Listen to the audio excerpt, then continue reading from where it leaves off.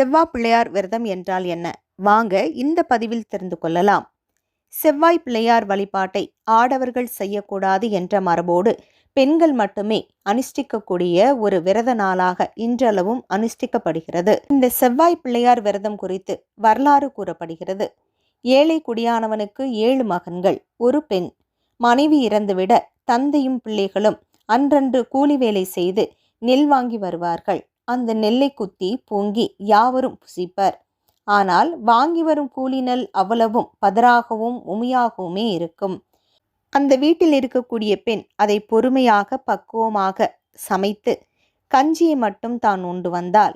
ஒரு நாள் கடும் பசியோடு அவ்வை பாட்டி இந்த வீட்டிற்கு வந்தபோது ஆடவர்கள் வேலைக்கு சென்றிருந்தனர். அவ்வை வெளியில் நின்று கொண்டே அம்மா பசிக்கிறது, அன்னமிடுங்கள் என்று கூறினாள். போது அந்த பெண் அவ்வைக்கு தருவதற்கு ஒன்றுமில்லையே, என்ன செய்வது என்று தேம்பி தேம்பி அழுதாள். அவ்வையின் மனம் இலகியது. ஏன் அழுகிறாய் என்றாள் அவ்வை. அப்பெண் தன் நிலைமையை விளக்கினாள். பாட்டி, என் 7 அண்ணன்மார்களும் தகப்பனாரும் கொண்டு வரும் நெல் மொத்தமும் குத்த குத்த உமையும் பதறுமாக போய்விடுகிறது. அதனால் அரை வயிற்று கஞ்சி கூட போதவில்லை. இந்நிலையில் எப்படி உமக்கு அன்னமிடுவது என்று அழுதாள். அப்போது அவ்வை பாட்டி மனம் இறங்கி, நான் பிச்சை எடுத்த அரிசி கொஞ்சம் உள்ளது, ஒரு தேங்காயும் அதோடு தருகிறேன். என்னை நினைத்து கொண்டு செவ்வாய் பிள்ளையார் விரதம் ஏற்றுக்கொள், பிறகு உன் வாழ்க்கை வளமாகும் என்று கூறி அவை வாழ்த்தி சென்றார். அடுத்த செவ்வாய்க்கிழமை அண்ணன்களும் தகப்பனும் உறங்கிய பிறகு குளித்துவிட்டு விரதத்தை தொடங்கினாள். ஆனால் அடுப்பு பற்ற வைக்க வீட்டில் நெருப்பு இல்லை. என்ன செய்வது? எங்கேயாவது வெளிச்சம் தெரிந்தால் அங்கு சென்று நெருப்பு எடுத்து வரலாம் என்று ஊருக்கு வெளியே போனாள். ஒரு இடத்தில் புன்னை மரமும் புளிய மரமும் இணைந்து உயர்ந்து வளர்ந்திருந்தன. அதில் ஏறி புன்னை மரக்கிளையில் ஒரு காலும் புளிய மரக்கிளையில் ஒரு காலும் வைத்து தொலை தூரத்தில் நோக்கினாள். தூரத்தில் வெளிச்சத்தை கண்டாள். அந்த இடத்துக்கு ஓடினாள். அது சுடுகாடு. அங்கே பிணம் எரிந்து கொண்டிருந்தது. ஆனாலும் அவள் பயப்படவில்லை.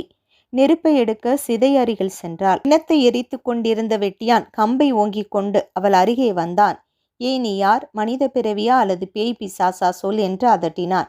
அவள் தன் நிலையை சொல்லி நெருப்பு கேட்டாள். அப்படியா, நானும் உனக்கு அரிசியும் தேங்காயும் கொடுக்கிறேன், அதையும் எடுத்து போய் என் சார்பாகவும் பிரார்த்தனை செய் என்று கூறி வெட்டியான் தணலை வாரி ஒரு வரட்டியில் வைத்து கொடுத்தான்.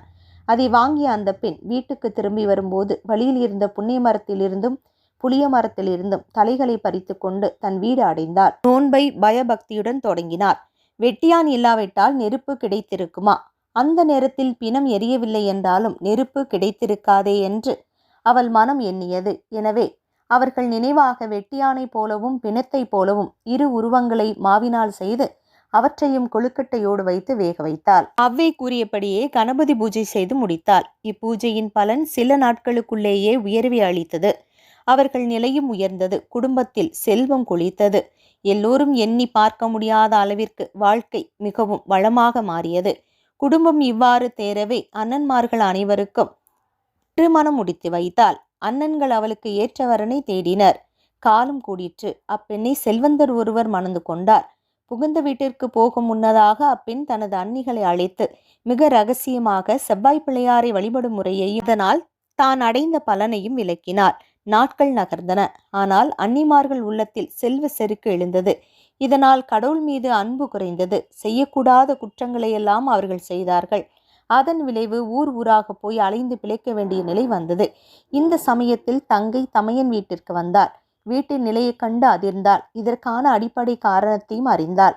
எனவே அன்னிகளுக்கு அறிவூட்ட தொடங்கினாள். அனைவரும் பயபக்தியுடன் செவ்வாய் பிள்ளையார் பூஜையை சிறப்பாக செய்தனர். இதனால் அவர்கள் மீண்டும் செல்வம் பெற்றனர். இந்த செவ்வாய் பிள்ளையார் விரதம் ஆடி, தை, மாசி மாதங்களில் வரக்கூடிய செவ்வாய்க்கிழமைகளில் ஆண்கள் உறங்கிய பிறகு பெண்கள் ஒன்று கூடி இந்த விரதத்தை இருப்பர். நல்ல கணவர் வாய்க்கவும் சுமங்கலி பெண்கள் எல்லா நலன்களையும் பெறவும் இந்த செவ்வாய் பிள்ளையார் விரதம் மேற்கொள்ளப்படுகிறது. முக்கியமாக இந்த விரதம் இருப்பவர்கள் விரைவில் செல்வ வளத்தை பெறுவர் என்பது ஐதீகம். இந்த விரதத்திற்காக செய்யக்கூடிய செவ்வாய் பிள்ளையார் கொழுக்கட்டையில் உப்பிடக்கூடாது என்பது மரபு. செவ்வாய் பிள்ளையார் விரதம் இருந்து அவ்வையையும் விநாயகரையும் வணங்கி அனைத்து செல்வ நலன்களையும் பெறுவோம். இந்த பதிவை கேட்ட அனைவருக்கும் வாழ்வில் சகல நன்மைகளும் உண்டாகட்டும்.